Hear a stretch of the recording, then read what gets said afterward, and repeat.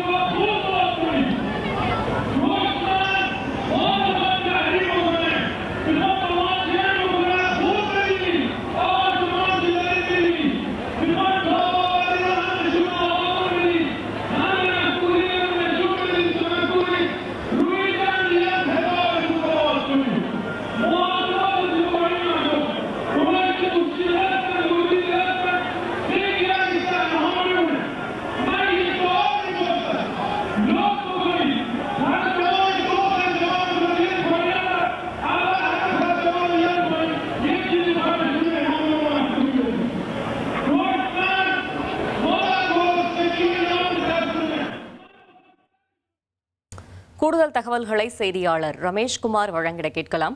ரமேஷ், வணக்கம். ஈரான் உச்ச தலைவர் கமேனியின் இறுதி ஊர்வலத்தில் லட்சக்கணக்கான மக்கள் பங்கேற்றிருக்கிறார்கள். அவர்கள் என்ன தெரிவிக்கிறார்கள்? அங்கு என்ன முழக்கங்கள் எழுப்பப்படுகிறது? உங்களுடைய தகவல்களை சொல்லுங்க. ஈரானின் உச்ச தலைவராக இருந்த மறைந்த அயதுல்லா அலி கமேனிக்கு 3வது நாளாக ஈரான் தலைநகர் தெஹரானில் பொதுமக்கள் அஞ்சலி செலுத்தி வருகிறார்கள். குறிப்பாக ஈரான் மீது இஸ்ரேல் மற்றும் அமெரிக்கா நடத்திய தாக்குதலின் தொடர்ச்சியாக அமெரிக்கா நடத்திய வான்வெளி தாக்குதலில் கடந்த பிப்ரவரி 28ஆம் தேதி அயதுல்லா அலி கமேனி படுகொலை செய்யப்பட்டார். சுமார் 131 நாட்களுக்கு பிறகு தற்போது ஈரான் மற்றும் அமெரிக்கா இடையில் போர் நிறுத்த ஒப்பந்தம் எட்டப்பட்டதை தொடர்ந்து ஈரான் அரசின் சார்பில் அவருடைய உடலுக்கு இறுதி சடங்குகள் நடத்தப்பட்டு மரியாதை என்பது செய்யப்பட்டு வருகிறது. முதலாவதாக ஈரான் தலைநகர் டெஹரானில் இருக்கக்கூடிய கிராண்ட் ரசல்லா பிரார்த்தனை கூடத்தில் அவருடைய உடல் பொதுமக்கள் அஞ்சலிக்காக வைக்கப்பட்டிருக்கிறது. கடந்த 4ஆம் தேதி வைக்கப்பட்ட அவருடைய உடல் இன்று 3வது நாளாக லட்சக்கணக்கான பொதுமக்கள், ஈரான் அதிகாரிகள், முக்கியமான அரசியல் தலைவர்கள் அவருடைய உடலுக்கு அஞ்சலி செலுத்தி வருகிறார்கள். இதில் பங்கேற்றிருக்கக்கூடிய பொதுமக்கள், அவருடைய ஆதரவாளர்கள் கண்ணீர் மல்க அயதுல்லா அலி கமேனிக்கு பிரியாவடை கொடுத்து வருவதோடு, நாங்கள் இதற்கெல்லாம் இஸ்ரேலையும் அமெரிக்காவையும் பழி வாங்காமல் விடமாட்டோம், நிச்சயம் அவர்கள் இதற்கு ஒரு நாள் பதில் சொல்லி ஆக வேண்டும் என்ற ரீதியிலே முழக்கங்களை அவர்கள் எழுப்பி வருகிறார்கள். தெஹரானில் அவருடைய உடல் அஞ்சலிக்காக வைக்கப்படுவது இதுதான் கடைசி நாள்.